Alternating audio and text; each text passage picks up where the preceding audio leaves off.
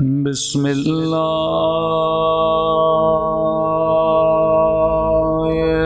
الرحمن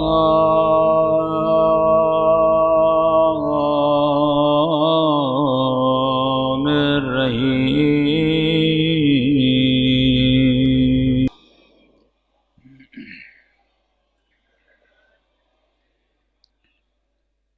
بسم الله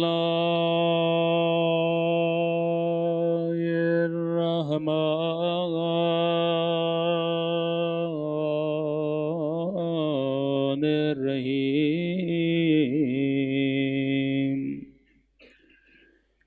الحمد لله رب العالمين.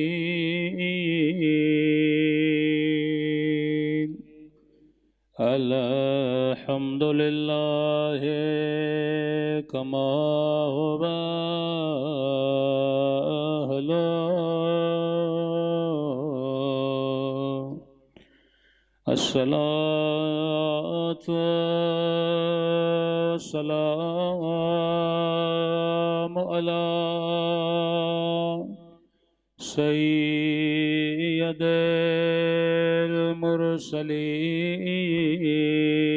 المرسلين وخاتم النبيين أبي القاسم محمد. اللهم صل على محمد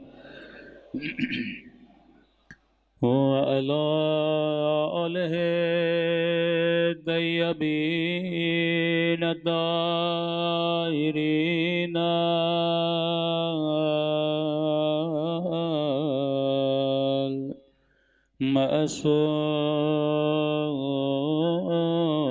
المعصومين. سب مل کے امام زمانہ کے ظہور کی دعا.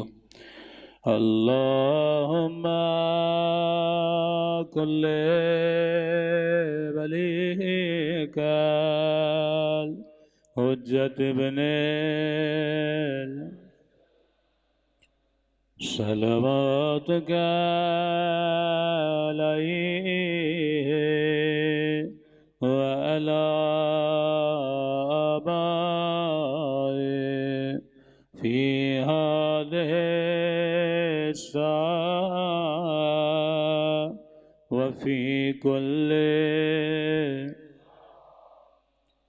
وليا وحافظا وقائدا ودليلا وعينا حتى تسكنه أرضك طوعا وتمتعه فيها طويلا برحمتك يا أرحم الراحمين. صلوات پڑھے محمد.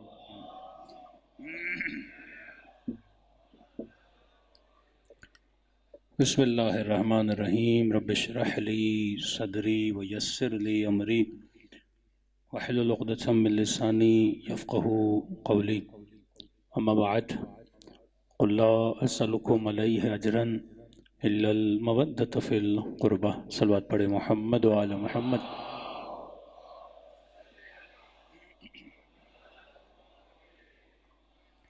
دعا ہے پروردگار عالم ہم سب کی عبادتوں کو اپنی بارگاہ میں قبول فرمائے، اور جس مقصد زندگی اور عبادت کی خاطر ان مجالس میں آتے ہیں، خدا ان مقاصد میں بھی ہم سب کو کامیابیاں نصیب فرمائے. آج تیسری نشست ہے.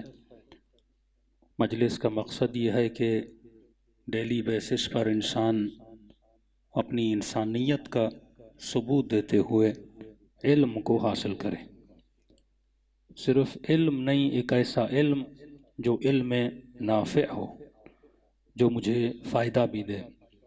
دنیا میں کئی علوم ایسے ہوتے ہیں جو انسان کو فائدہ نہیں دیتے، وہ علم جو انسان کی شخصیت میں بدلاؤ پیدا کرے، وہ علم جو انسان کے عقیدے کو مضبوط کرے، وہ علم جو انسان کو قرب پروردگار عالم نصیب کرے۔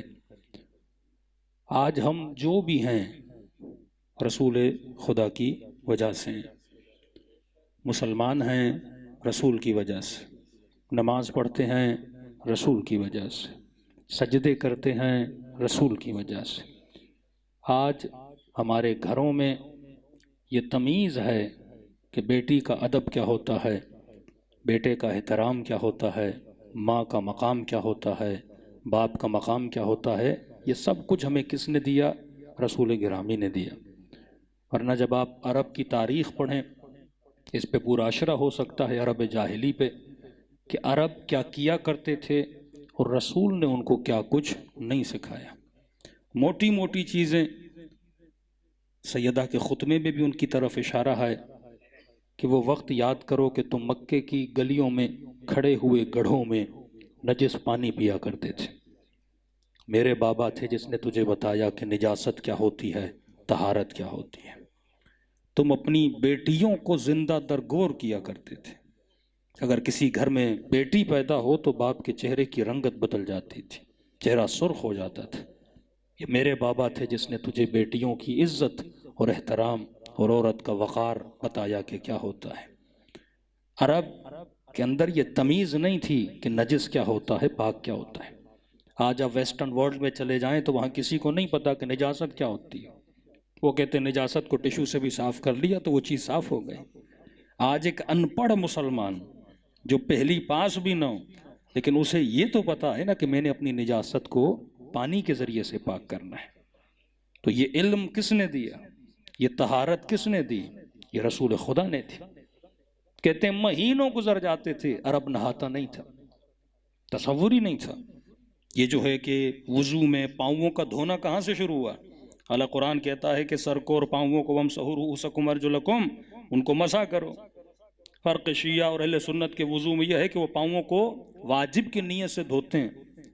ہمارا یہ ہے کہ پاؤں میلے ہوں تو دھو لو، اگر میلے نہیں ہیں پاک و پاکیزہ ہیں، جرابیں اتار کے ان کے اوپر کیا کرو؟ مسح کرو۔ کیوں؟ واقعاً نبی نے عربوں کو حکم دیا تھا، کیونکہ ان کو عادت نہیں تھی جوتے اتارنے کی۔ آتے تھے جوتوں کے ساتھ کھڑے ہو جاتے تھے اور نماز پڑھتے تھے، اور جب جوتے اتارنے پر آئے تو ظاہر اتنے دنوں سے پاؤں دھوئے نہیں، وہ جب جوتے اترے تو پاؤں سے بدبو آنے لگے۔ اگلی صف کا بندہ ہو، پاؤں میلے ہوں، پچھلی بندے کی تو نماز ہی چلی گئی نا، پاؤں میں اتنی بدبو۔ تو وہاں پہ حکم دیا کہ جاؤ، مستحب ہے، پاؤں کو کیا کرو؟ دھو کر آؤ۔ اب کیونکہ ریگولر ہی ان کے پاؤں میلے ہوتے تھے، مٹی کا زمانہ تھا، آج کی طرح کوئی اسپورٹ شوز ووز نہیں تھے، جو رابوں کا سلسلہ نہیں تھا، تو ایک طرح سے پابندی بن گئی کہ جیسے آؤ پاؤں دھو لیے اور نماز میں کھڑے ہو گئے۔ اب کرتے کرتے انہوں نے اس مستحب کو کیا بنا دیا؟ واجب بنا دیا۔ تصور نہیں تھا نہانے کا۔ اب ظاہر جزیرت العرب میں پانی کی قلت، ایک ہی چشمہ جناب اسماعیل کی برکت سے بنا کہ پورا مکہ وہاں پہ آباد ہو گیا، جہاں پہ پانی کی قلت ہے، جہاں پہ نہانے کا تصور نہیں۔ اب 5 منٹ کے لیے سوچے نا کہ رسول نے ایسی امت کو دن میں 5 مرتبہ وضو کروا دیا، یعنی پانی سے کھیلتے رہو، کبھی ہاتھوں کو دھو، کبھی چہروں کو دھو، پھر جمعہ آیا کہ جاؤ غسل جمعہ کرو، کبھی واجب غسل خواتین کے لیے، کبھی واجب غسل مردوں کے لیے، کہ یا رسول اللہ کوئی حاجت ہے، اللہ سے کچھ مانگنا ہے، کہ جا غسل پہلے بدن صاف کر، پھر من کو صاف کر، پھر پاک زبان سے اللہ کو پکار، پھر دیکھ خدا تیری دعا کو کیسے قبول کرتا ہے۔ اپنی کتاب کے لیے کہا کہ لا یمسہ الا المطہرون، جب تک پاک و پاکیزہ نہیں اس کتاب کو کوئی مس نہیں کر سکتا۔ پھر وہ طہارت ظاہری، طہارت باطنی، بی ان سب چیزوں کی طرف اشارہ کرتی ہیں کہ آج تم بڑے ناز سے میرے سامنے کھڑے ہو، جہاں پہ کھڑے ہو یہ کس کا احسان تھا؟ میرے بابا کا احسان تھا، جس نے طہارت کا درس دیا، جس نے عبادت کا درس دیا۔ بشر اگر بشر ہے کس چیز کی وجہ سے؟ فرق حیوان اور فرق انسان۔ اگر ایک حیوان کو ایک انسان سے جدا کیا جاتا ہے، کہتے ہیں انسان کے پاس برین ہے، انسان کے پاس عقل ہے، انسان کا آئی کیو حیوان سے زیادہ تیز چلتا ہے، انسان ایک ماڈرن ورژن ہے اور اپڈیٹڈ ورژن ہے، اس حیوان سے زیادہ ہے۔ تو آپ کے پورے وجود میں اگر اعلیٰ ترین چیز ہے تو یہ آپ کی کھوپڑی ہے، یہ آپ کا دماغ ہے۔ چوٹ لگی، بندے کی یادداشت چلی گئی، پتہ نہیں بیوی کون ہے، والدہ کون ہے، بیٹا کون ہے، یادداشت نہیں تو انسان کسی کو یہاں تک کہ اپنا نام بھی بندے کو یاد نہیں رہتا۔ کئی الزائمر کے مریض ہوتے ہیں تو تمہاری عزت اور وقار ہے تمہارے دماغ کی وجہ سے، پیشانی کی وجہ سے۔ تبھی کہا خبردار کبھی پیشانی کو اللہ کے علاوہ کسی کی دربار میں جھکایا نہ کرو۔ سب سے بڑا گناہ جو اس زمانے کا انسان کرتا تھا، اپنی پیشانی کو بتوں کے سامنے جھکایا کرتا تھا، کبھی سورج کے سامنے، کبھی چاند کے سامنے، کبھی پتھر کے سامنے۔ اور سب سے بڑا کمال جو رسول نے کیا، ان کی پیشانی کو بتوں کے پاؤں سے اٹھا کر وحدہ لا شریک کی دربار میں جھکانے پر مجبور کر دیا کہ اپنی قیمت کو جان، اپنی عزت کو جان، اپنے وقار کو جان۔ اب یہ نبی ہے۔ قرآن کہتا ہے کہ هل جزاء الاحسان الا الاحسان، احسان کا بدلہ ہے احسان۔ ان شکرتم لازیدنکم وان کفرتم وان عذابی لشدید، اگر میرا شکریہ کرو گے بڑھا بڑھا کر دوں گا، اگر کفران نعمت کرو گے تو میرا عذاب بڑا، لفظ عذاب ہے وان عذابی لشدید، میرا عذاب بڑا شدید ہے۔ کسی کو کفران نعمت کرنے کی اجازت نہیں ہے۔ سب سے بڑا احسان کس نے کیا؟ مصطفیٰ نے کیا۔ بت پرستی سے نکال کر وحدہ لا شریک کی دربار میں لایا، نجاستوں سے نکال کر طہارتوں کے میدان میں لایا۔ یہاں تک لکھا گیا کہ عرب اپنی سوتیلی ماں سے نکاح کرتا تھا۔ باپ نے 2 شادیاں کی، جو سوتیلی ماں ہے باپ مر گیا، عرب اس سے نکاح کرتا تھا۔ نبی نے آ کر بتایا کہ حلال رشتہ کیا ہوتا ہے، حرام رشتہ کیا ہوتا ہے، خالاؤں کی، پھپھیوں کی، محرم رشتوں کی تمیز خدا نے بتائی۔ کہ عرب کے اندر تمیز نہیں تھی، یہ سب کچھ کس نے سکھایا؟ رسول خدا نے سکھایا۔ اب وہ رسول، وہ امت، وہ نبی جو یہ کہیں کہ لا نرید منکم جزاء ولا شکورا، ہم نہ تم سے جزا چاہتے ہیں نہ ہم تم سے شکریہ چاہتے ہیں، لیکن یہ واحد نبی ہے جس کو خدا حکم کر رہا ہے۔ ورنہ نہ موسیٰ نے جزا مانگی، نہ عیسیٰ نے جزا مانگی، نہ آدم نے جزا مانگی، یہ حکم خدا ہے۔ حبیب کہہ دیجئے قل لا اسألکم علیہ اجرا الا المودۃ فی القربى، اگر اجر رسالت بنتا بھی ہے تو مال و دولت نہیں ہے، وہ یہ ہے کہ میری آل سے کیا کرو؟ مودت کرو، میرے قربہ سے کیا کرو؟ مودت کرو۔ اب اس بحث میں ہم نہیں پڑھتے کہ قربہ کون ہے، صیغہ مؤنث ہے، واضح طور پہ خدا بیان کر رہا ہے۔ اگر قربہ میں آپ ازواج کو بھی ڈال دیں، اولاد کو بھی ڈال دیں، پھر بھی حسن و حسین تو قربہ میں آتے ہیں نا، سیدہ فاطمہ تو قربہ میں آتی ہے نا۔ تو یہ وہ اجر رسالت تھا جو امت نے قربہ کے ساتھ کیا کیا؟ ادا کیا۔ میں نے کہا زندگی کا ہدف اور مقصد، یونیورسٹی تو آپ ویسے پڑھ رہے ہیں، بچے تو خاتون ویسے پال رہی ہے، جاب تو آپ نے ویسے ہی کرنی ہے، لیکن اگر اینک ولایت لگا کے اپنی زندگی کے کاموں کو کرو گے کہ وما خلقت الجن والانس الا لیعبدون، ہدف خلقت ایک ہے، تم نے وہی مقصد پہ چلنا ہے جو مقصد انبیاء کا مقصد تھا۔ ہاں جاب کرو، لیکن یہ نیت کرو کہ اس جاب میں، اس کام میں میں دین خدا کی کیا مدد کر سکتا ہوں، اس کام میں حجت خدا کی کیا مدد کر سکتا ہوں۔ مودت، محبت، مودت اور اتمام حجت، یہ موضوع ہے ہمارا کہ محبت کے بعد مودت ہے۔ مودت جب اہل بیت سے ہو گئی تو آپ نے اتمام حجت کرنا ہے، جس طرح سیدان اتمام حجت کیا۔ بی بی نے اپنی ساری محبتیں کس پہ قربان کی؟ علی بن ابی طالب پہ قربان کی۔ کہ اگر ولی پہ بات آ جائے تو خون بھی دینا سیکھو، ولی پر بات آ جائے تو اس کے لیے دفاع میں کھڑا ہونا بھی سیکھو۔ جب سیدہ اپنے پہلے امام زمانہ کے لیے اس طرح کھڑی ہو رہی ہیں تو آج ہم نے اپنے آقا کے لیے، ہم نے اپنے مولا کے لیے کیا کیا؟ اتمام حجت صرف سیدہ نے نہیں کیا، اتمام حجت قرآن نے بھی کیا ہے۔ سورہ نور قرآن کا بہترین، ہر سورہ نور ہے، لیکن جس سورہ کا نام ہی نور ہو وہ تو نور علی نور ہے۔ اس سورہ میں خدا، کل میں نے کہا تھا کہ 2 چیزوں کے ذریعے اتمام حجت ہوتا ہے۔ آج ذرا غور سے سنیے گا، اس مجلس میں کئی ایسے مطالب ہیں جو انشاءاللہ آپ کی زندگی میں کام آئیں گے۔ 2 چیزیں اتمام حجت کرتی ہیں۔ اتمام حجت یا علم کے ذریعے ہوتا ہے یا نور کے ذریعے ہوتا ہے۔ مثلا 2 مومنوں میں اختلاف ہو گیا، آپ نے علمی طریقے سے دلائل دیے، کہ میں نے کہا کہ مثلاً مولا علی کی شجاعت تواتر موضوع ہے، یعنی کوئی وہ اہل سنت کسی بھی مکتب سے ہو، وہ اہل حدیث ہو، وہ بریلوی ہو، وہ کسی بھی مکتب سے ہو، کوئی موضوع کے اعتبار سے اختلاف نہیں ہے کہ علی میں ابی طالب بہادر نہیں تھے۔ ہر بندہ مانتا ہے کہ علی سے بڑا کوئی بہادر نہیں تھا، وہ خیبر ہو، وہ خندق ہو، یعنی موضوعیت کے اعتبار سے علی بہادر ہیں۔ لیکن علی ابن ابی طالب کے علاوہ اگر کسی کو لایا جائے، بھئی فلاں بندہ بھی بہادر تھا، تو ہو سکتا ہے مجمع سے کوئی کھڑا ہو جائے اور جنگ احد کا واقعہ پورا پڑھ دے۔ بہادری آپ 4 مقامات پہ کسی کی ثابت کر سکتے ہو، لیکن ایک موضوع میں اگر وہ بہادر نہیں تھا، میدان کو چھوڑ کے چلا گیا، وہ خندق کا میدان ہو، وہ خیبر کا میدان ہو، لیکن کوئی ایک میدان آپ نہیں دکھا سکتے جس میں موضوع کے اعتبار سے، اب اختلاف روایت ہو سکتا ہے کہ تلوار آسمان سے آئی کہ نہیں آئی، یہ ایک اختلاف ہے، لیکن آج تک کوئی نہیں کہہ سکتا موضوع کے اعتبار سے، ٹاپک کے اعتبار سے علی ابن ابی طالب بہادر نہیں تھے، یا کوئی ایک ایسا واقعہ سنا دے جس میں مولا میدان کو چھوڑ کے چلے گئے ہوں۔ لیکن سینکڑوں کے لیے سینکڑوں واقعات موجود ہیں کہ کئی مرتبہ میدان کو چھوڑ کے چلے گئے، تو ہم موضوع پہ تو شک کر سکتے ہیں نا کہ بھائی کوئی تو میدان تھا، کوئی چلا گیا تھا۔ پہلی دعوت جب رسول نے دی، حالانکہ مولا علی بن ابی طالب کی ایج کتنی تھی، اس وقت بھی علی کھڑے ہوئے، یا رسول اللہ میں آپ کی مدد کرنے کے لیے تیار ہوں۔ جب عامر بلا رہا تھا کہ محمد ہے کوئی بہادر بھیج اپنے مقابلے میں اس کا مقابلہ کروں گا، اس وقت نبی نے 3 بار بلایا کہ کون ہے جس بدبخت کا منہ بند کرے؟ سارے تو موجود تھے، لیکن بار بار کون کھڑے ہو رہے تھے؟ علی ابن ابی طالب، کہ یا رسول اللہ میں جانے کے لیے تیار ہوں۔ تو یہ تواتر موضوع ہے، کوئی سنی، کوئی وہابی، کوئی اہل حدیث انکار نہیں کر سکتا کہ علی ابن ابی طالب موضوع کے اعتبار سے کیا تھے؟ بہادر تھے۔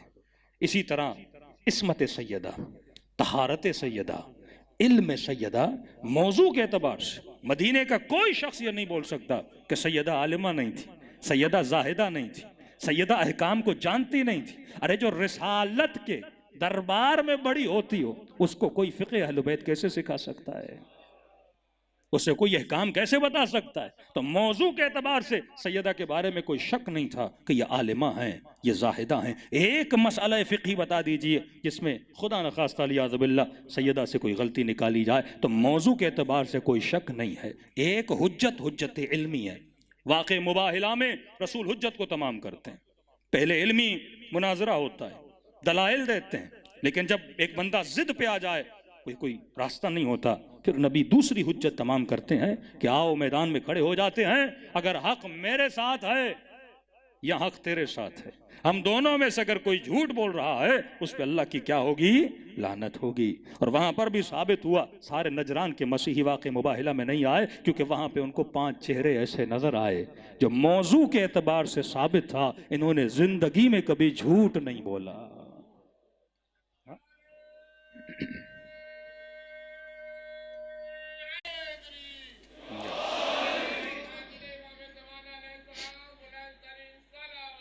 اللہم صلی علی محمد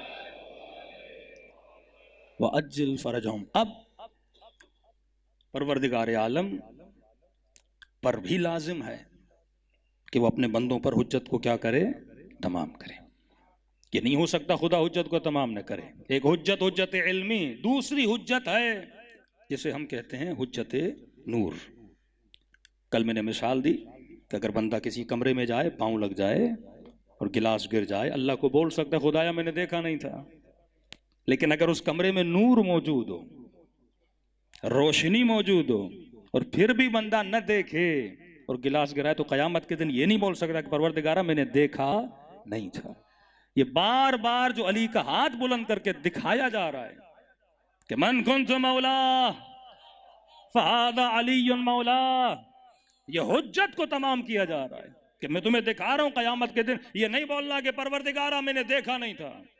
یہ اپنی زندگی کے آخری دنوں میں بار بار ایک دروازے پہ جا رہے ہیں اور کہہ رہے ہیں السلام علیکم یا اہل بیت النبوہ معدن الرسالہ۔ یہ کیا کر رہے ہیں؟ حجت کو تمام کر رہے ہیں۔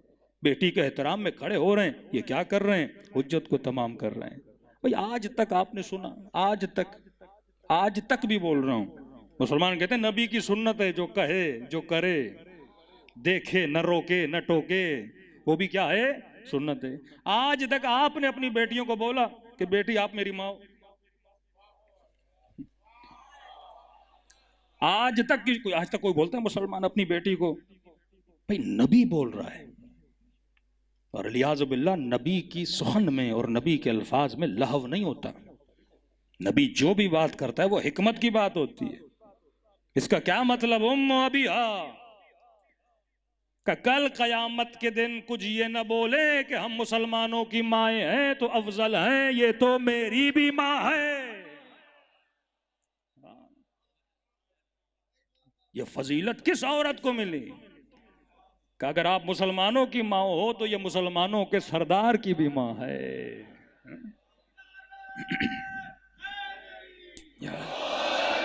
اس سے بڑا مقام تو کسی عورت کو نہیں ملا نا، جو مصطفیٰ کی ماں کا مقام پائے. بھائی ایک تو ماں ہے سببی، جس نے پیدا کیا، وہ تو پیدا کیا ماں بن گئی، وہ بھی ایک مقام ہے. لیکن جو سببی نہیں ہے، بیٹی ہے، لیکن نبی کہے کہ یہ میری کیا ہے؟ ماں ہے. تو امت کو ایک درس دینا چاہتے ہیں، بات بتانا چاہتے ہیں. برترین جو حجت ہوتی ہے علم سے بھی زیادہ، وہ حجت نور ہوتی ہے. دکھایا جائے، بتایا جائے. اللہ کہتے ہیں اللہ نور السماوات والارض، خدا زمین اور آسمانوں کا کیا ہے؟ نور ہے. یہ اللہ نے حجت تمام کر دی. کل بندہ قیامت میں یہ بولے خدا میں نے تجھے دیکھا نہیں تھا، اللہ کہے گا میں نے حجت تمام کر دی. اللہ نور السماوات والارض. نور کی کل میں نے کہا تھا کوالٹی ہے. نور خود نظر نہیں آتا، پر جس پہ پڑتا ہے اسے دکھاتا ہے. اس وقت نہ آپ میں نور ہے نہ مجھ میں نور ہے. وہ کہتے ہیں شیعہ علماء نورانی ہوتے ہیں، کوئی نورانی نہیں ہوتا. یہ اور باتیں سنیوں کو لگتے ہیں. چہرے کا اچھا ہونا اور ہے، نورانی ہونا اور ہے. آپ یہ بول سکتے ہیں کہ شیعہ علماء کے چہرے بنسبت دوسروں کے تھوڑے خوبصورت ہوتے ہیں.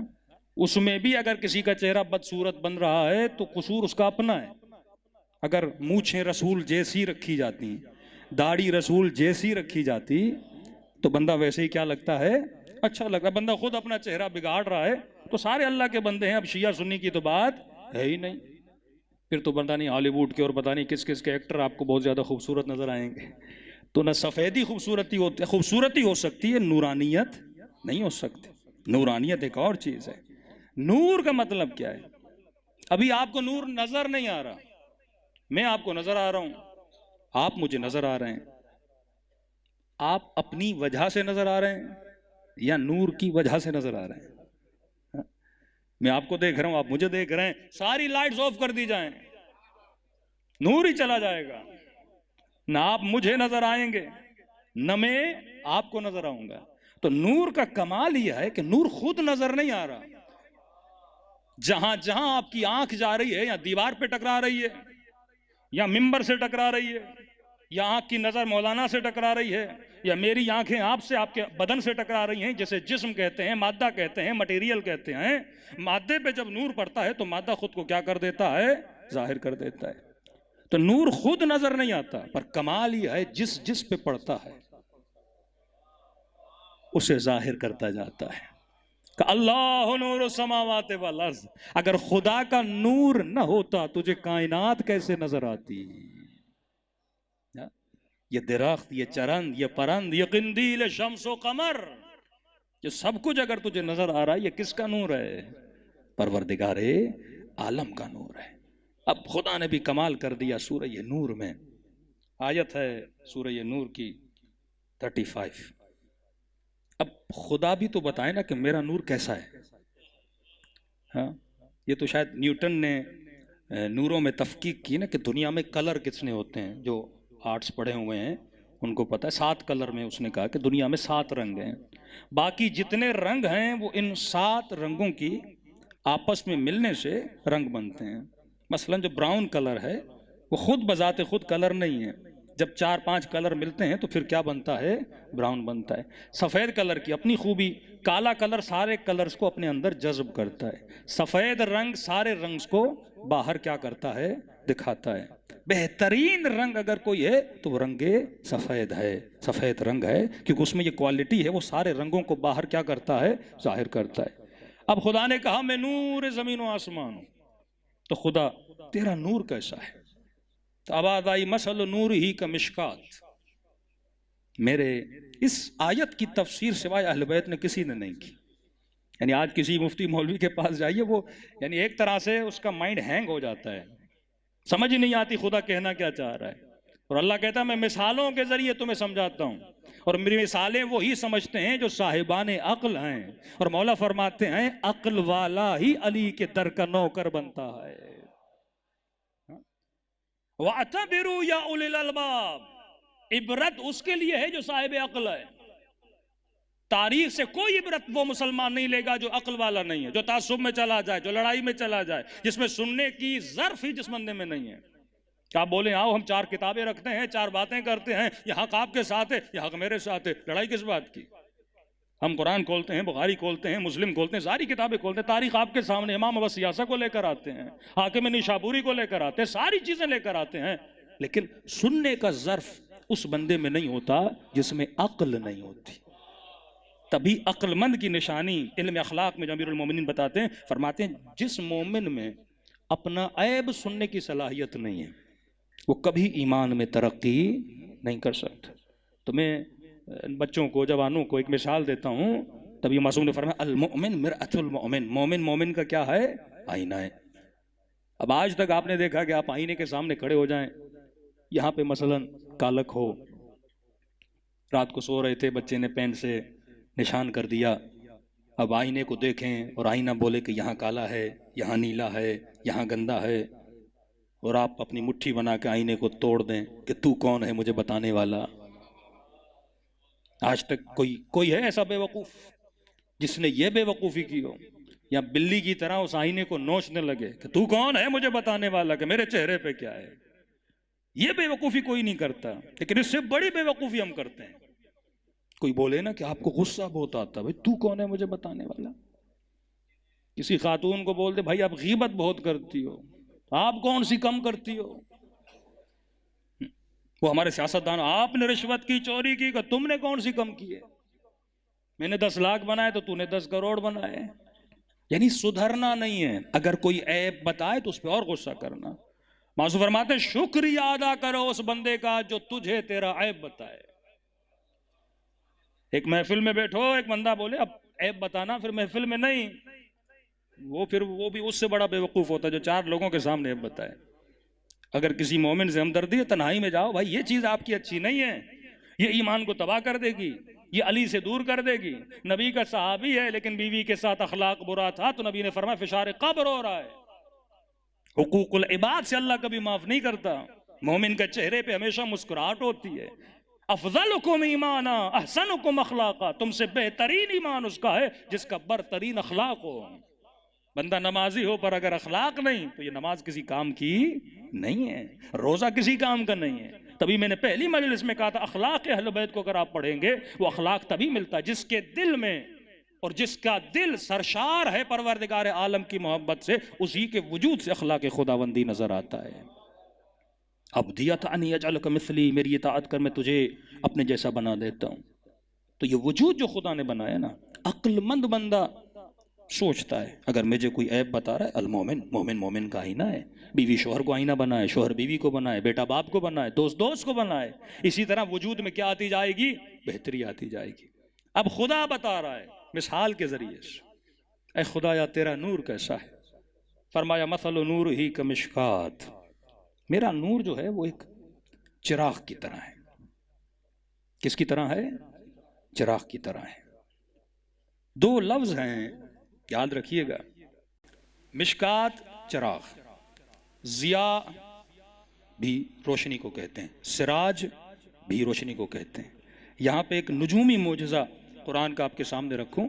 قرآن جب جب لفظ شمس کو لاتا ہے، سورج، تو سورج کے لیے جو جس روشنی کا اعلان کرتا ہے کہتا ہے سورج کے لیے لفظ ضیاء کو استعمال کرتا ہے. لیکن جب چاند کا لفظ آتا ہے تو کبھی چاند کے لیے لفظ ضیاء کو استعمال نہیں کیا. چاند کے لیے بولا یہ نور ہے، کبھی نہیں بولا یہ ضیاء ہے، کبھی نہیں بولا یہ سراج ہے. حالانکہ اس زمانے کے عرب جو تھے وہ یہ سمجھتے تھے کہ چاند کی روشنی اپنی ہے. ان کو نہیں پتا تھا، وہ کہتے تھے چاند اگر چمک رہا ہے تو اس کی اپنی روشنی ہے. لیکن قرآن نے اس زمانے میں یہ سائنٹیفکلی نقطہ بتایا کہا کہ چاند نورانی ہے لیکن چاند سراج نہیں ہے. سراج عرب اسے بولتا ہے جس کا نور اپنا ہو. سورج کا نور کیونکہ اپنا تھا اسے سراج بولا. مشکات جس کا نور اپنا ہو. لیکن اگر کہیں پہ لفظ نور آ جائے نا تو نور اسے بولتے ہیں جس نے کسی سے روشنی لی ہے اور کیا ہو گیا ہے, نورانی ہو گیا ہے. تو چاند کی روشنی اپنی نہیں ہے. سائنٹیفکلی نقطہ پروردگار عالم نے 1400 سال پہلے اس زمانے میں بتایا. جو بچے سائنس پڑھتے ہیں یہ قرآن کا برترین معجزہ ہے جو بتا سکتے ہیں. کہ مثل نور ہی, میرا نور ایک مشکات ہے. مشکات وہ ہے جس کا نور اس کی اپنی ذات کا ہے, کہیں اور سے اسے نورانی کیا نہیں گیا. فیہا مصباح, اس مشکات کے اندر, اس چراغ کے اندر ایک مصباح ہے. فانوس جیسے آپ بولتے ہیں, اس کے اندر ایک مصباح ہے. پھر کہا مصباح المصباح, ایک مصباح نہیں ہے, اس کے اندر کتنے مصباح ہیں؟ 2 مصباح ہیں. میرے چھٹے امام سے پوچھا کہ مولا یہ 2 مصباح کیا ہیں؟ صلوات پڑھے مولا کی شان پر.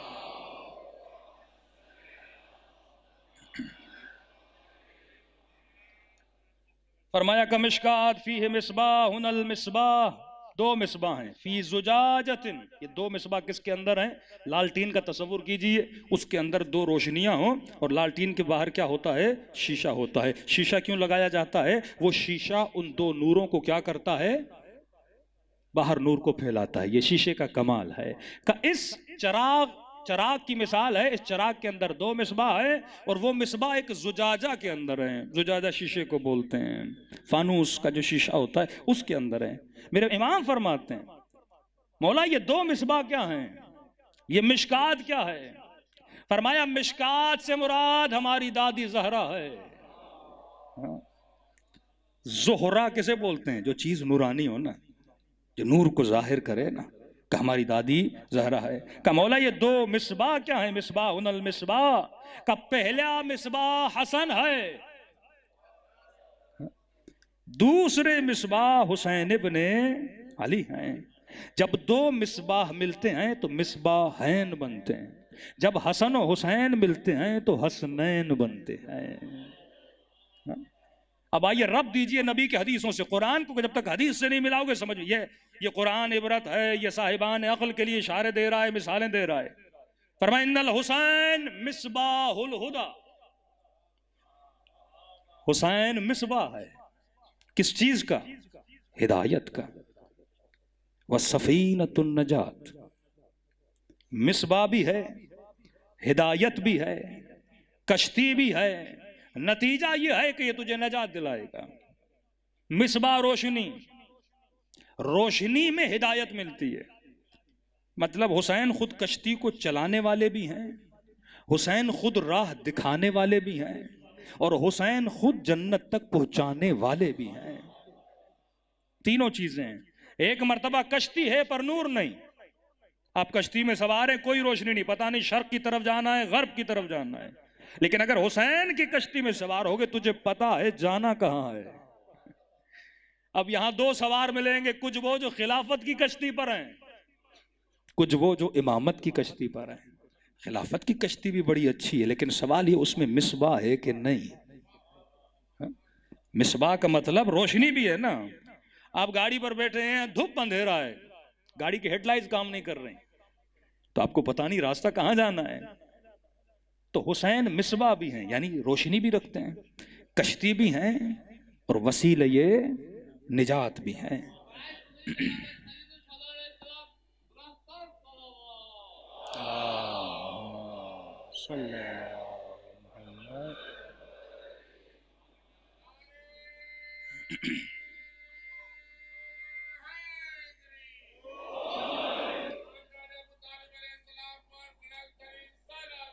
اللہم صلی علی محمد.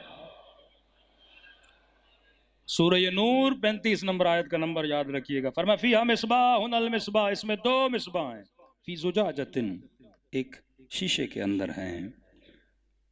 اب خدا کہتا ہے فی زجاجۃ, زجاجہ کا اللہ نے ذکر کیا, شیشے کے اندر ہے. پھر دوبارہ کہتا ہے الزجاج. عربی میں جب الف و لام لگتا ہے نا, یہ کسی چیز کی تعریف کے لیے بیان ہوتا ہے. اس کے مقام کو بیان کرنے کے لیے بیان ہو. ایک بار بولا کہ وہ دو مصباح کس کے اندر ہیں؟ ایک شیشے کے اندر ہیں، فانوس کے اندر ہیں. پھر کہا الزجاجہ، کیسا شیشہ ہے یہ، کیسا بہترین شیشہ ہے یہ. کأنہا کوکب دری، ایسا شیشہ ہے جیسے ایک چمکتا ہوا ستارہ.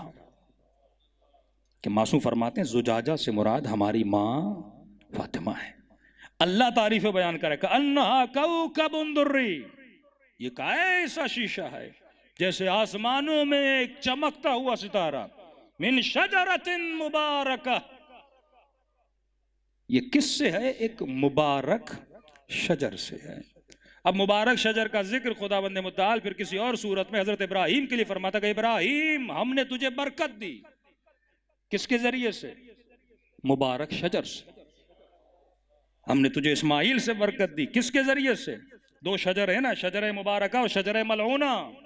ایک وہ شجر، ایک وہ درخت جس پر اللہ کی لعنت ہے، دوسرا وہ درخت جس پر خدا نے کیا کی ہے؟ مبارک بولا ہے، جو بابرکت ہے. یہ انا اعطیناک الکوثر فصل لربک وانحر ان شانئک هو الابتر. اے حبیب جو یہ مذاق اڑاتے تیری اولاد نہیں ہے، میں تیری نسل کو برکت دوں گا. لیکن تیری دشمن کی نسل کیا ہے؟ دم بریدہ ہے. یہ وہ شجر ہے جسے خدا نے کیا دی ہے؟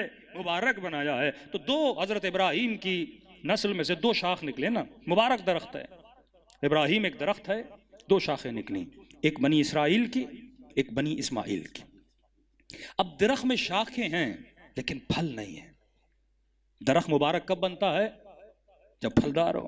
شاخیں بڑھتی جائیں بڑھتی جائیں بڑھتی جائیں پر اس میں پھل نہ ہو تو اس درخت کا کوئی فائدہ نہیں ہے.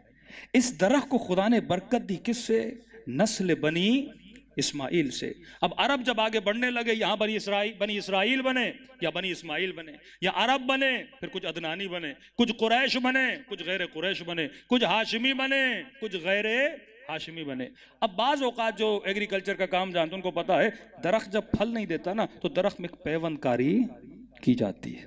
اس پیوند کاری کے نتیجے میں پھر درخت کی ایک اور نئی شاخ نکلتی ہے. علماء فرماتے ہیں اس درخت کو اللہ نے ایک پیوند لگایا علی ابن ابی طالب کے ذریعے سے. پھل نکلے حسن اور حسین کی صورت میں. اور پیوند کاری کے لیے بھی ضروری ہے. پیوند وہ لگتا ہے جو جنس اسی درخت سے مماثلت رکھتی ہو. تبھی فرمایا یا علی انا و علی من شجر واحد، میں اور علی ایک ہی درخت سے ہیں.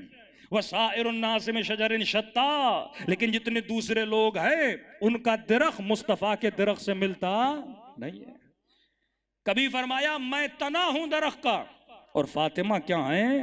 شاخ ہیں. اس شاخ میں پیوند کاری ہوئی اور پھل کس صورت میں نکلے؟ حسن اور حسین کی صورت میں نکلے. صلوات پڑھے محمد و آل محمد.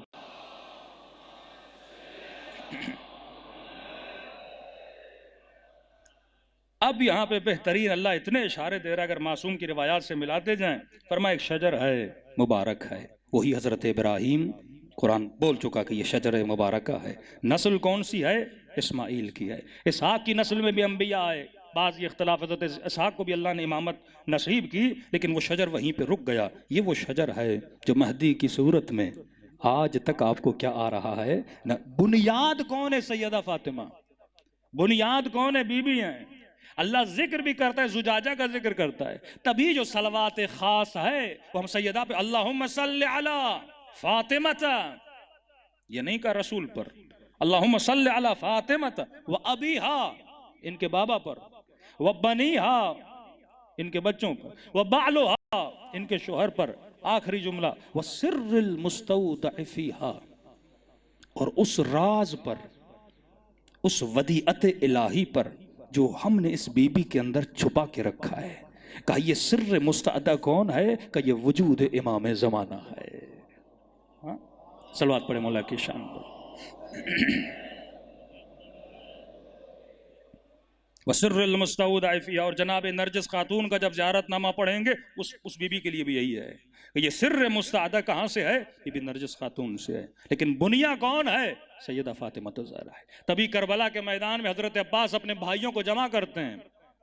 کہ خبردار کبھی ذہن میں یہ بات بھی نہ آئے کہ ہم حسین کے بھائی ہیں. یہ صحیح ہے کہ ہم سب علی کے بیٹے ہیں، لیکن فرق ہے وہ فاطمہ کا بیٹا ہے، ہم بی بی کی کنیز کے بیٹے ہیں.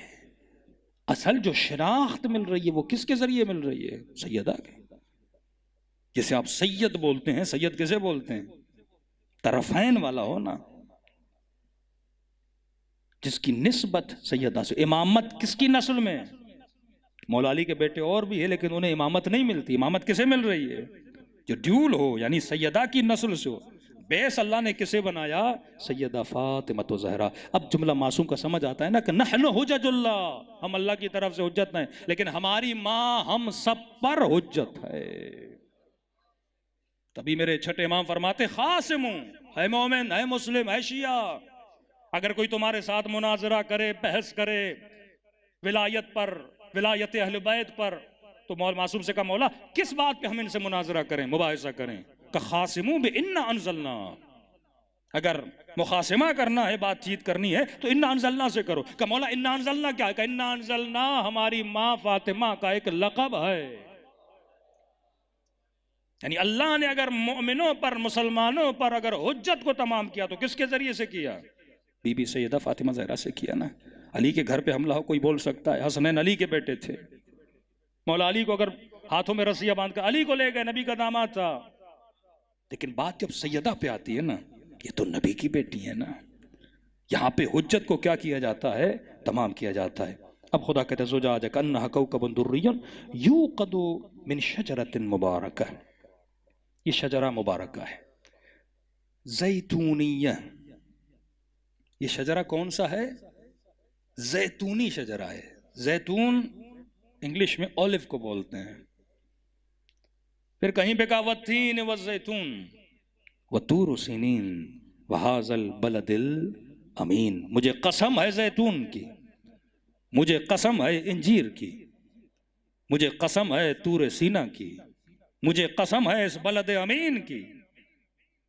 میں نے کئی سال پہلے مجلسوں میں کہا تھا، میں نے کہا اگر آپ سے کوئی قرضہ لے اور آپ اسے بولیں کہ بھائی قرضہ واپس کرو گے، وہ بولے ہاں دے دوں گا، اور آپ بولیں قسم اٹھا مجھے تیری باتوں پہ یقین نہیں، اور وہ کہے مجھے قسم ہے آلو کی.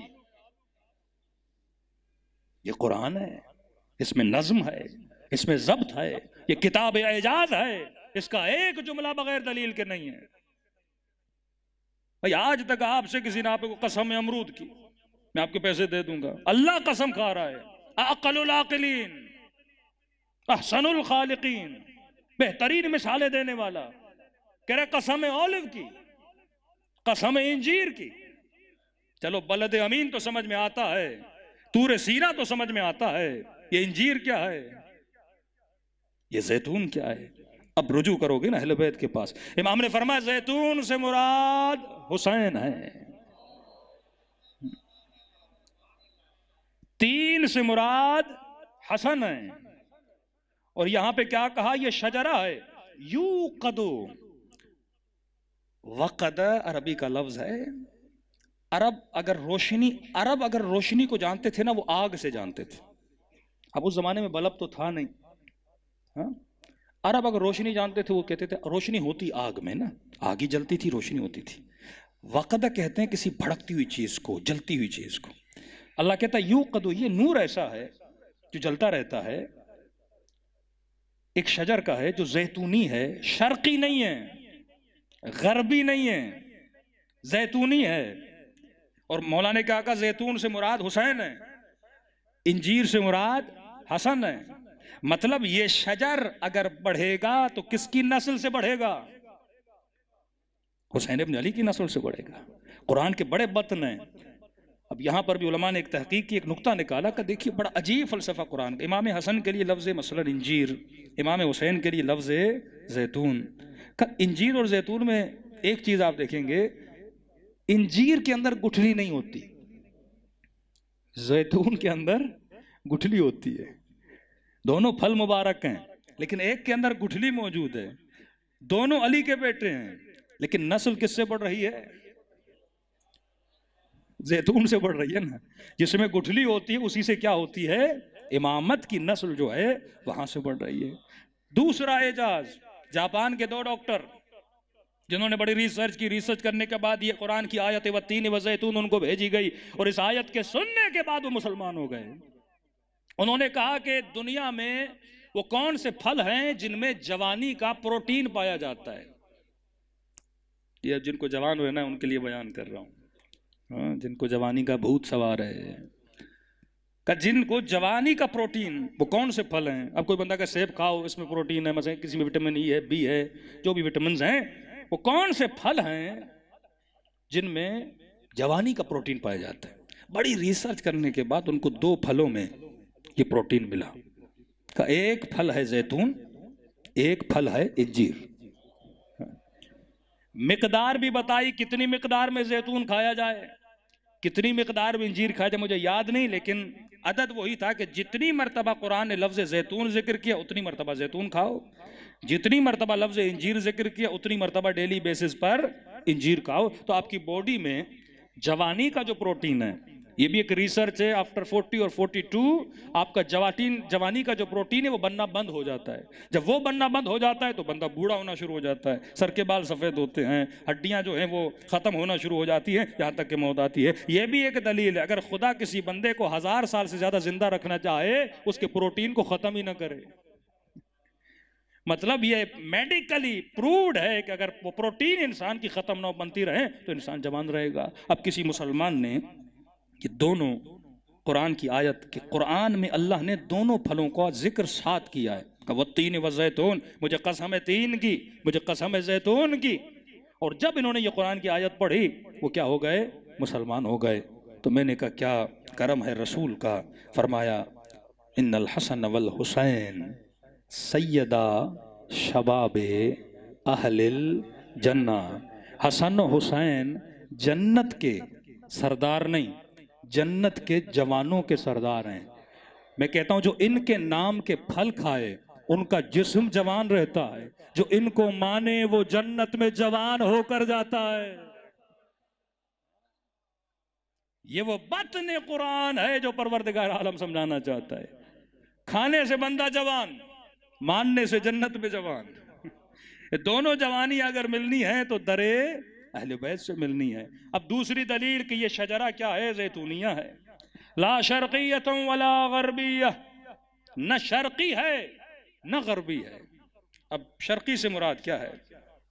ایک مرتبہ قرآن مجید نے کہا نا کہ لا یمسہ الا المطہرون، اس کا بعض لوگ یہ ترجمہ کرتے ہیں کہ سوائے پاک اس کو ہاتھ نہیں لگا سکتے۔ یہ خدا خبر دے رہا ہے، یہ لا لائے ناہیہ نہیں ہے، لائے نافیہ ہے۔ خدا خبر دے رہا ہے کہ کچھ ایسے مطہر ہیں، کچھ وہ ہیں جن کو میں نے کیا کر دیا ہے؟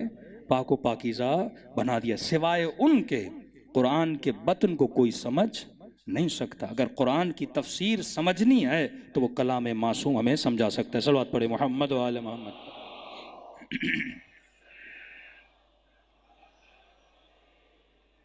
بس مختصر کروں، اب مکان شرقی اور مکان غربی۔ حضرت مریم خدا نے کہا من اہلہا مکانا شرقیہ، جب حضرت جبرائیل آئے بشرن سویہ، بی بی مریم سے آ کر بات کی تو خدا نے کہا کہ مکان شرقی کی طرف چلے جاؤ۔ کہ یہ جو شجر ہے نا جو زیتونیہ، یہ نہ شرقی ہے نہ غربی ہے۔ شرقی مقام وہ تھا جہاں پہ حضرت عیسیٰ پیدا ہوئے۔ پھر حضرت سورہ قصص میں 144 میں کہا کہ ما کنت بجانب الغربی اذ قضینا الی موسیٰ الامر، اے حبیب تم وہاں نہیں تھے، کہاں پر؟ جانب الغربی میں نہیں تھے جہاں پہ موسیٰ تھے۔ موسیٰ مطلب یہودیت، عیسیٰ مطلب مسیحیت، شرق میں مسیحیت، غرب میں یہودیت۔ فرمایا یہ جو درخت ہے نہ شرقی ہے نہ غربی ہے، یہ درخت نہ مسیحی ہے، یہ درخت نہ یہودی ہے، بلکہ یہ درخت زیتونیہ ہے، مطلب یہ درخت حسینیہ ہے۔ اس درخت کو مسیحیت میں تلاش نہ کرنا، اس درخت کو یہودیت میں تلاش نہ کرنا، یہ وہ درخت ہے جسے میں نے کیا بنایا ہے؟ زیتونیہ بنایا ہے۔ اب پروردگار عالم کہتا ہے وَلَمْ تَمْسُسْهُ نَارٌ، یہ درخت ایسا ہے جس کا زیت جو ہے نا، زیت کہتے ہیں تیل کو، یکاد زیتها یضیء، اس کا جو زیت ہے نا، تیل ہے، یہ کبھی ختم نہیں ہوتا، اس کے اندر ہی انرجی ہے، یہ اپنے زیت سے پورے عالم کو کیا کرے گا؟ نورانی کرے گا۔ یہد اللہ لنورہ من یشاء، خدا اس کے نور سے جسے چاہے گا ہدایت دے گا۔ میرے معصوم فرماتے ہیں یہ جو زیت جسے بولا گیا نا، فرمایا اس زیت سے مراد یا سار اللہ ہے، اے خون حسین، خون حسین کے ذریعے سے۔ اور یہ خون کی حرارت کبھی بجھنے والی نہیں ہے۔ ہر سال محرم مناتے ہو، کتنے لوگ اس فرش عزا سے حسینی بنتے ہیں، واللہ اگر مکتب اہل بیت سے کربلا نکال دو کچھ بچتا ہی نہیں ہے۔ یہ ٹی وی کا ماحول، میڈیا کا ماحول، بے حیائی، عریانی، فحاشی، اسکول سسٹم، حکمران، یہ ظلم و طاغوت کا نظام، قرآن کہتا ہے یہ وہ نور ہے، یہ وہ زیت ہے کہ خدا جس کے ذریعے سے کیا کرتا ہے؟ ہدایت کرتا ہے۔ لم تمسسہ النار، اس کو کبھی، حالانکہ تیل کو آگ پکڑتی ہے، لیکن اس تیل میں جو روشنی ہے وہ آگ کی وجہ سے نہیں ہے، اس کی اپنی ذات کی وجہ سے۔ تیل کی روشنی میں، اب اگلی آیت میں خدا کو کہتا ہے نا، کچھ لوگ ایسے ہیں یریدون یطفئوا نور اللہ، جو اللہ کے نور کو پھونک مار کے خاموش کرنا چاہتے ہیں، لیکن انہیں یہ نہیں پتا یہ نور تمہاری ہلکی پھلکی پھونکوں سے خاموش ہونے والا نہیں ہے۔ واللہ متم نورہ، خدا جانتا ہے اس نور کو تمام کیسے کرنا ہے، وہ ظہور مہدی سے تمام کرے گا، وہ حجت خدا سے تمام کرے گا۔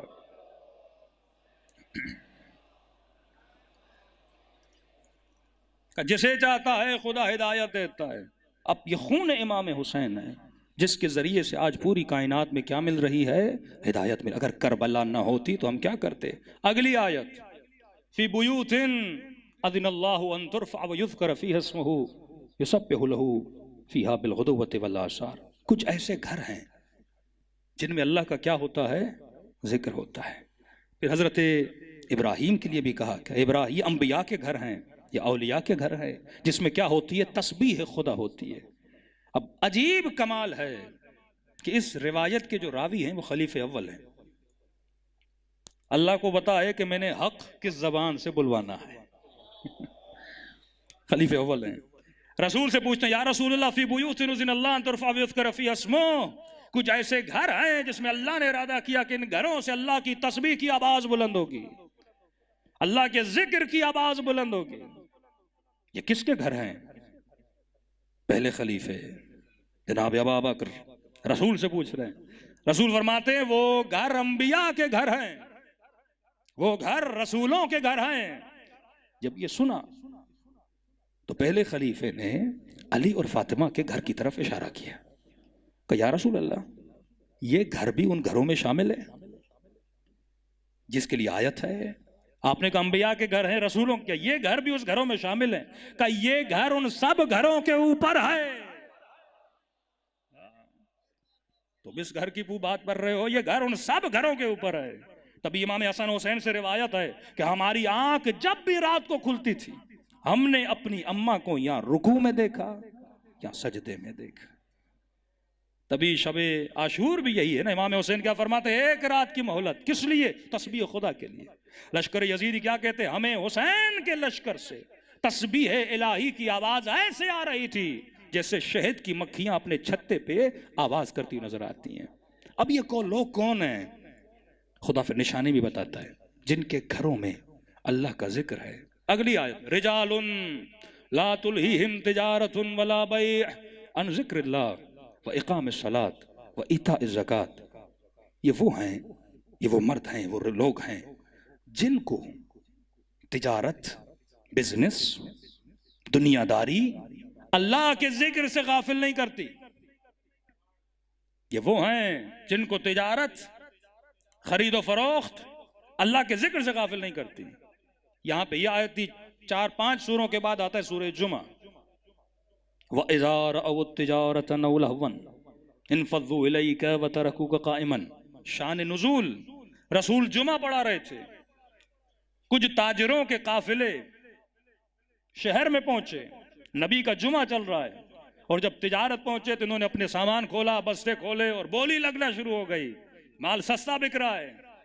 نبی کے جمعے میں جتنے لوگ تھے سارے چلے گئے خرید و فروخت کے لیے، اور مسجد میں 4 یا 6 لوگ باقی رہے۔ اللہ نے پہلے ذکر کیا کچھ لوگ ایسے ہیں، پہلے تو بتایا یہ کن کے گھر ہیں، پھر کر کے بتایا کہ وہ لوگ کون ہیں جو تجارت کے پیچھے جاتے ہیں، اور وہ لوگ کون ہیں جو مسجد میں اللہ کا ذکر کرتے ہوئے نظر آتے ہیں۔ یہ بھی حدیث میں موجود ہے، وہ کون تھے جو مسجد میں پروردگار عالم کا ذکر کر رہے تھے۔ ایک تو ہمارا مسئلہ یہ ہے کہ قرآن کی جو ترتیب ہے وہ شان نزول کے مطابق نہیں ہے۔ پہلے ہی ہم سورہ بقرہ پڑھنا شروع کر دیتے ہیں۔ اگر شان مولا علی بن ابی طالب کا ہمارا عقیدہ ہے کہ مولا کے پاس جو قرآن مولا نے ترتیب دیا تھا یہ تحریف نہیں ہے، شان نزول کے مطابق مولا نے، تاکہ سمجھ آئے پہلی آیت کیا تھی، دوسری آیت کیا تھی۔ ایک نیا بندہ مسلمان بننا چاہتا ہے، اسے شروع میں سورہ بقرہ پڑھا دیں تو سمجھ میں نہیں آئے گا، اس کے لیے تو یہ قل یا ایھا الکافرون لا اعبد ما تعبدون، یا قل اعوذ برب الناس، یا قل اعوذ برب الفلق، یا قل هو اللہ احد، ان آیتوں کے ذریعے سے اسلام کو سمجھے گا۔ تو شان نزول کو اگر سمجھیں گے، سورہ بقرہ میں خدا کیا کہتا ہے؟ اقیموا الصلاۃ وآتوا الزکاۃ، نماز قائم کرو۔ مومن کون ہے؟ جو زکوٰۃ دیتے ہیں، جو نماز کو قائم کرتے ہیں، جو غیب پہ ایمان رکھتے ہیں۔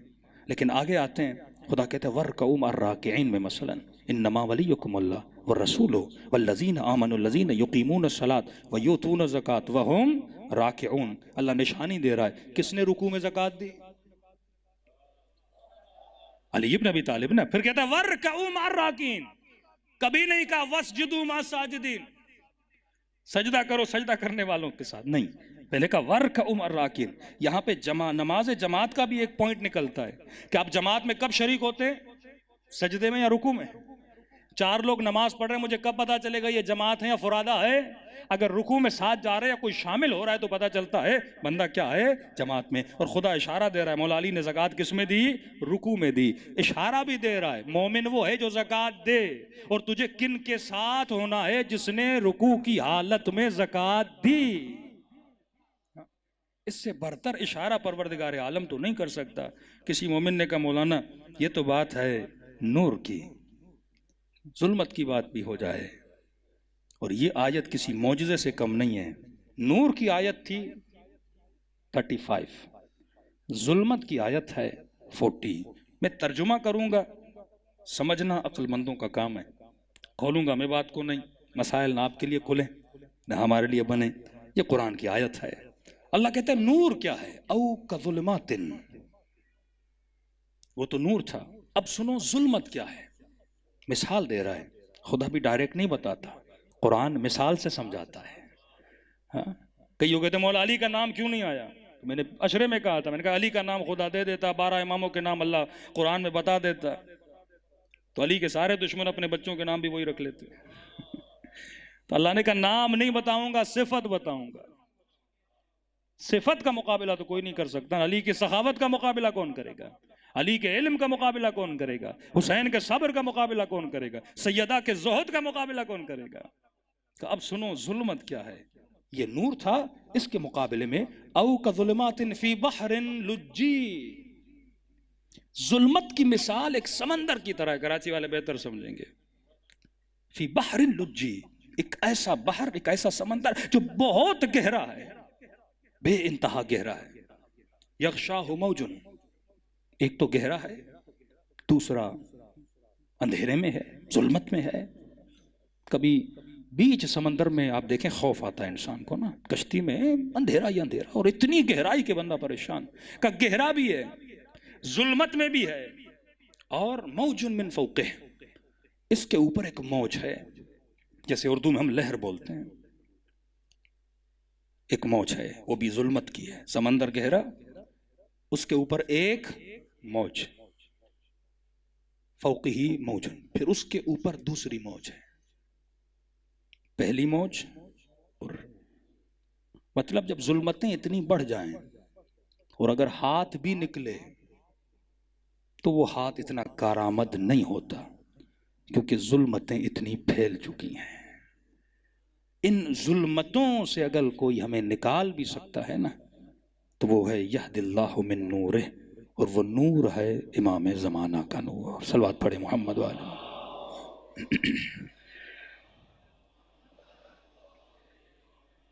پھر اگلی آیتوں میں ہے کہ لوگ چاہتے یریدو ان یطفئوا، اللہ کے نور کو مٹا دیں، لیکن واللہ متم نورہ، خدا اس نور کو تمام کرتا ہے۔ یہ شجرہ جو شجرہ طیبہ ہے ہمیشہ باقی رہتا ہے۔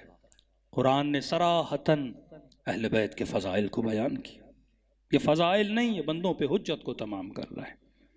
ہمارے مسلمانوں کا کتنا مطالعہ ہے بنی اسرائیل کے بارے میں؟ نہیں ہے۔ جو ظلم ہارون پر ہوا موسیٰ کے جانے کے بعد، وہ آپ پڑھیے تاریخ یہود میں، گھر میں بند کر دیا، حضرت ہارون کو مارا پیٹا، بلاتے رہے آئے نہیں، اور فرمایا کہ یا علی انت منی بمنزلت ہارون من موسیٰ، علی تم میرے لیے ایسے ہو جیسے موسیٰ کے لیے ہارون تھا۔ الا انہ لا نبی بعدی، لیکن فرق یہ ہے کہ میرے بعد کوئی نبی نہیں ہے۔ تو امت نے جو موسیٰ کے ہارون کے ساتھ کیا، وہی امت نے علی ابن ابی طالب کے ساتھ کیا۔ اتنے سال امام کو گھر میں بٹھا دینا، پھر کہنا لم یمسسہ النار، یہ وہ نور ہے جس کو نار مس نہیں کر سکتی، آگ لگ نہیں سکتی۔ ابراہیم شجر مبارکہ آگ میں پھینکا گیا، یا نار کونی بردن و سلاما، اس شجر کا جو بھی حصہ ہوگا اسے کبھی آگ جلا نہیں سکتی۔ تب علماء فرماتے ہم نے بڑا ڈھونڈا، یہ تو ملے گا کہ سیدہ کی پسلیاں ٹوٹی، یہ تو ملے گا کہ چہرے پہ نیلے نشان تھے، یہ تو ملے گا کہ بازوؤں پہ، لیکن کبھی آپ نے ممبر سے نہیں سنا ہوگا کہ بی بی کا بدن آگ کے ذریعے سے جل گیا ہو۔ قرآن کہتا ہے لم یمسسو، اس نور کو کبھی آگ جلا نہیں سکتی، کیونکہ ابراہیم کو جب آگ نہ جلائے تو آل اسماعیل کو آگ نہیں جلا سکتی۔ ہاں باقی دوسری مصیبتیں اہل بیت میں آئی ہے، سیدہ نے امت پہ حجت کو تمام کیا، مسجد میں گئیں حجت کو تمام کیا، اونٹ پہ سوار ہوتی تھیں، انصار کے گھر جاتی تھی، مہاجر کے گھر جاتی تھی۔ کہ تم نے میرے بابا سے نہیں سنا کہ علی کا ہاتھ بلند کر کے کہا تھا من کنت مولا ہو فہذا علی مولا، کہ جس کا میں مولا اس کا علی مولا۔ تاریخ لکھتی ہے جواب دینا تو دور ہے، بی بی کھڑی رہتی تھی، کوئی دروازہ تک نہیں کھولتا تھا۔ یہ عالم تھا مدینے کا۔ یہ واقعہ میں دعائے کمیل میں زیادہ پڑھتا ہوں کہ دو بھائی تھے، ایک بھائی بڑا نیک تھا، ایک بھائی گنہگار تھا۔ تو نیک بھائی بار بار گنہگار کو کہتا ہے کہ کب تک گناہ کرے گا، توبہ کر، مرنا ہے، علی والا ہے۔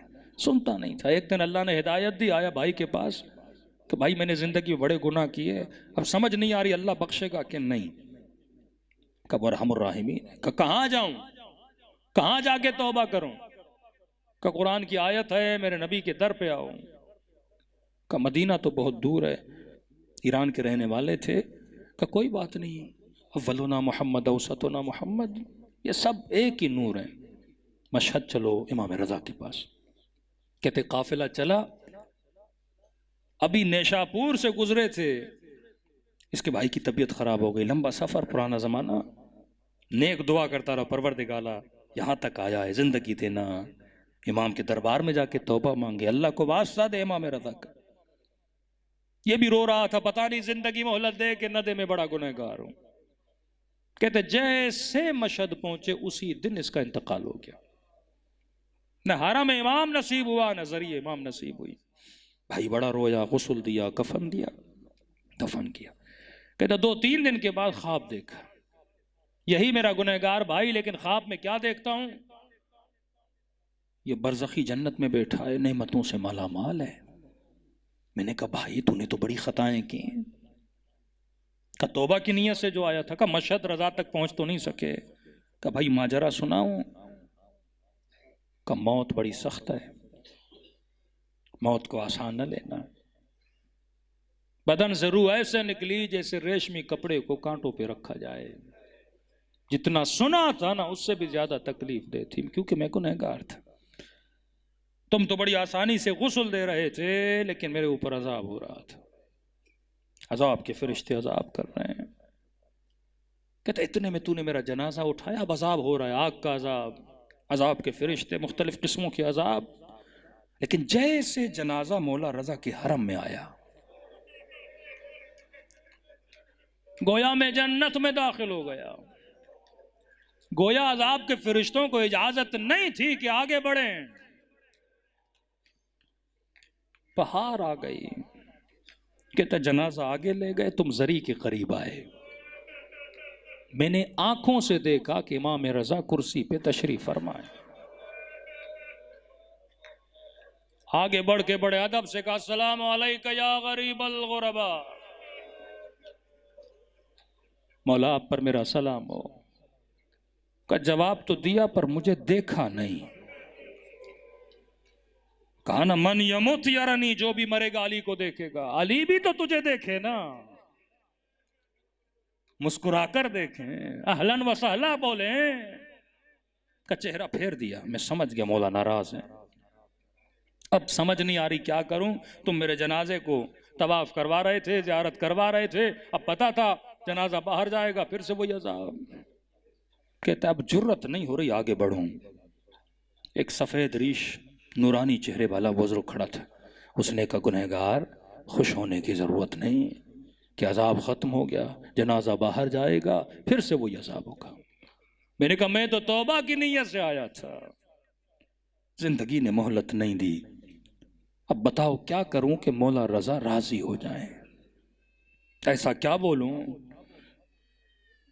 اس نے کہا جتنا مجھے پتا ہے یہ واسطہ دو، کریم ہے، رضا ہے، رؤوف ہے، مہربان امام ہے. کہتے بھائی بس آگے بڑھا، قدموں میں گرا، ایک بار وہ واسطہ دیا. امام نے کہا بس ہم نے تجھے بخش دیا، اللہ کی دربار سے تیری شفاعت کروا دی. یہ نیک بھائی کہتا ہے بتا تو صحیح تو نے واسطہ کون سا دیا تھا؟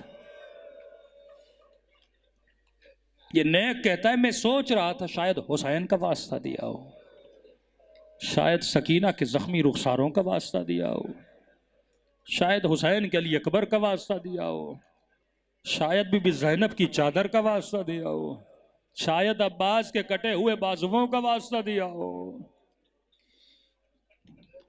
شاید قاسم کی لاش کے ٹکڑوں کا واسطہ دیا ہو. کہ یہ سوچ رہا تھا. میں نے کہا بھائی بتا تو نے کون سا واسطہ دیا؟ کہ مولا کے قدموں میں گرا، ایک ہی واسطہ دیا مولا، واسطہ ہے ٹوٹی ہوئی پسلیوں کا.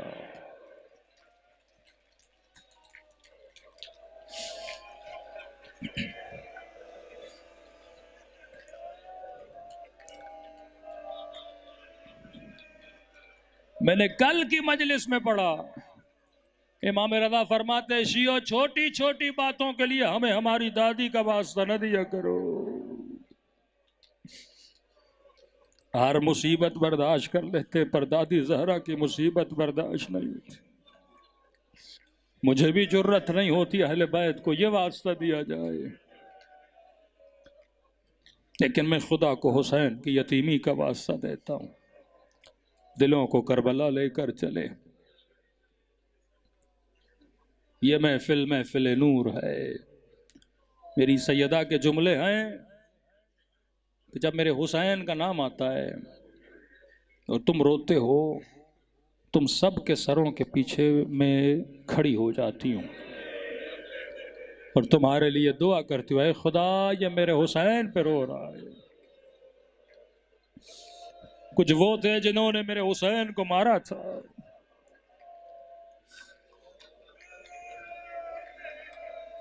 ساری روایتوں میں ملتا ہے قیامت میں شفاعت کا تصور نہیں ہے. عالم برزخ ایک اور عالم ہے، لیکن فرماتے ہیں قیامت میں رسول کہیں گے اپنی بیٹی کو. بعض روایات میں خدا کہے گا کہ زہرا جو مانگنا ہے آج مانگو. روایات میں بی بی ایک ناقہ پہ آئیں گی، بڑا حسین ناقہ، ہماریوں میں حجابوں میں قدرت کی آواز آئے گی اپنے سروں کو جھکا لو، اپنی نگاہوں کو جھکا لو. مصطفیٰ کی بیٹی فاطمہ آ رہی ہے۔ اے کاش کوفے کی بازار میں بھی سر جھکے ہوتے، اے کاش شرابی کی دربار میں بھی گردنیں جھکی ہوتی۔ مختلف روایات ہیں، لیکن فرماتی ہے پہلا سوال جو کریں گی، کہیں گی پروردگارا اپنے بابا کی امت سے سوال کرنے آئی ہوں، بس مجھے اتنا بتائیں میرے حسن کا قصور کیا تھا، میرے حسین کا قصور کیا تھا، بے کفن میرے لال کو مارا گیا،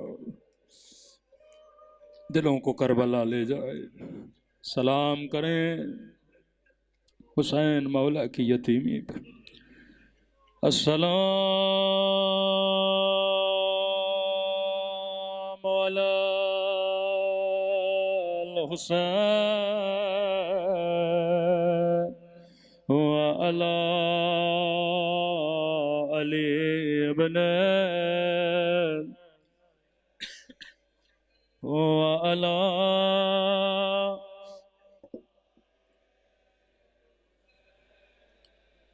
وعلی اصحاب، سب مل کے السلام علی وعلی علی ابن وعلی اولاد وعلی اصحاب، بلند آواز سے السلام علی، آواز تھوڑی بڑھا،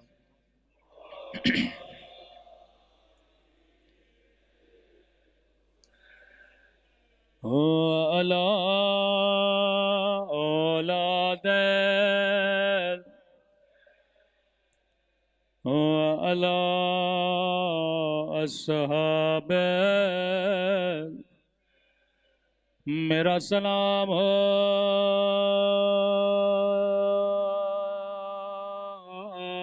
زینب کے یتیم پہ،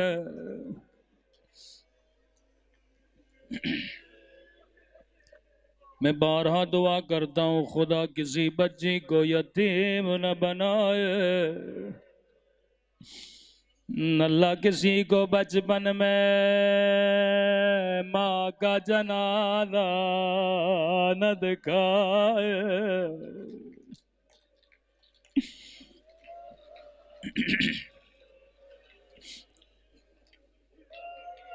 فرماتے ہیں کئی دنوں کے بعد بلال جب مدینے میں آئے، بلال نے کیا دیکھا، سیدہ کے در پہ آگ لگی ہے، دروازے پہ دستک دے، فضا باہر آئے، بلال نے کہا فضا اس در پہ آگ کس نے لگائے؟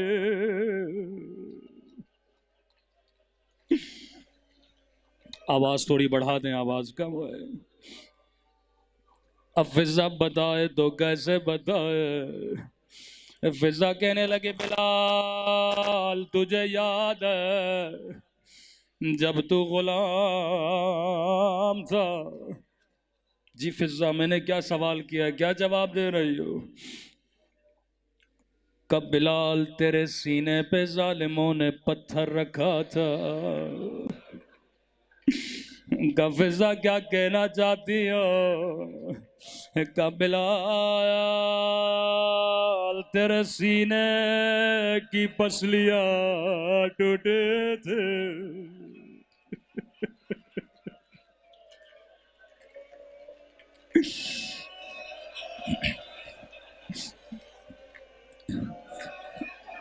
بلال نے کہا فضا پرانی باتیں کیوں کر رہی ہو؟ کا بلال بتا پسلیوں کا ٹوٹنا کیسا ہوتا ہے، کا فضا جب جب سانس لیتا تھا مجھے تکلیف ہوتے تھے، فضا نے کہا بلال اتنا سمجھ لو زہرا کی پسلیاں توڑی گئے۔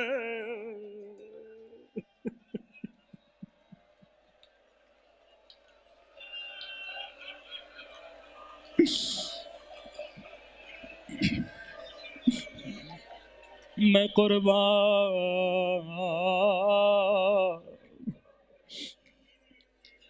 بلال نے کہا جلدی کرو میرا سلام سیدہ تک پہنچا دو۔ بی بی مصلی پہ بیٹھی تھی، فضا نے کہا بی بی بلال آیا ہے۔ جیسے بلال کا نام سنا سیدہ کو بابا کی یاد آ گئے۔ کہ فضا بلال کو کہو مجھے بابا کی اذان سنا دے، بڑی مدتیں گزر گئے میں نے بلال کی اذان نہیں سنی۔ کہ بلال سیدہ کی خواہش ہے اذان دو، کہ نبی کے بعد میں نے اذان دینا چھوڑ دی، لیکن اگر نبی کی بیٹی کہے میں اذان دینے کے لیے تیار ہوں، بلال میں تیرے ادب پہ قربان۔ ایک مرتبہ کہا تو نے بی بی کو نہ کہا، او کئی گھنٹے دربار میں کھڑی رہے۔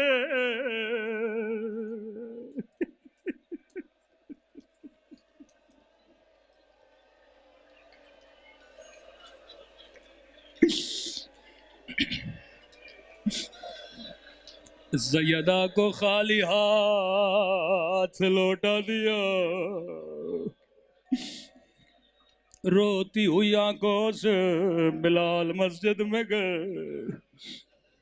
جیسے چھت پہ گئے آواز دینا شروع کی اللہ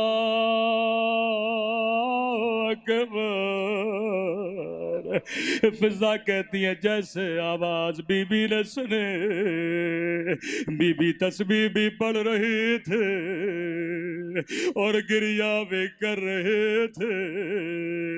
یا بلال نے کہا اشہد ان لا الہ الا اللہ۔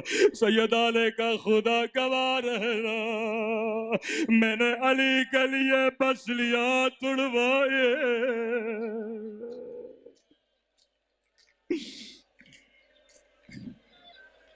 یا سیدہ کے گریہ میں اضافہ ہوا، لیکن فضا کہتی ہے جیسے بلال نے یہ آواز دے اشہد ان محمد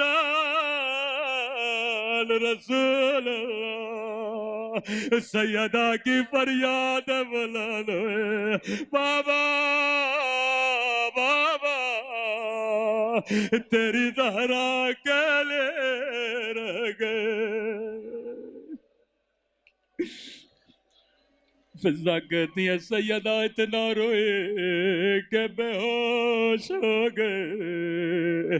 جب علی نے یہ منظر دیکھا دوڑے دوڑے مسجد میں آئے، بلال اذان روکو کہیں سیدہ کی روح پرواز نہ کر جائے۔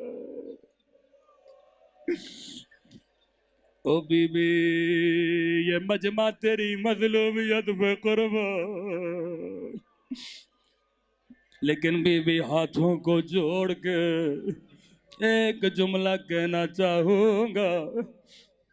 بی بی آپ نے بابا کا نام سنا، آپ برداشت نہ کر سکے،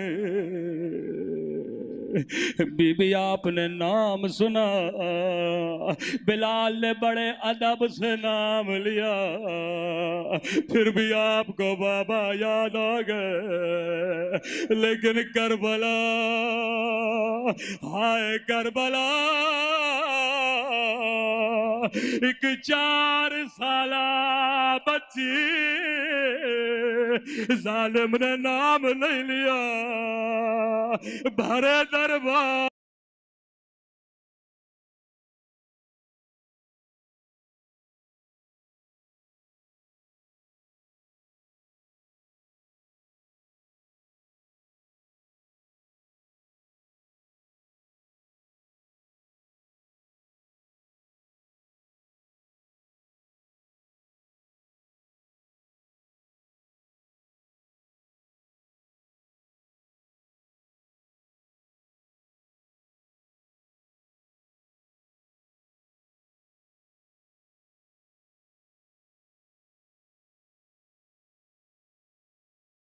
فریاد بلند، انا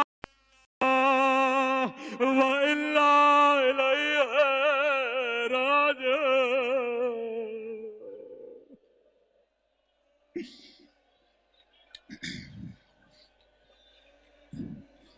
الا لعنت اللہ علی القوم الظالمین۔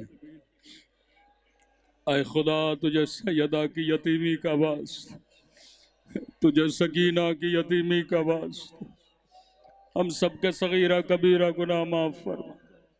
قبر کی پہلی رات حسین کی شفاعت نصیب فرما۔ ان آنکھوں کو امام زمانہ کی زیارت نصیب فرما۔ ربنا تقبل منا انک انت السمیع الدعاء۔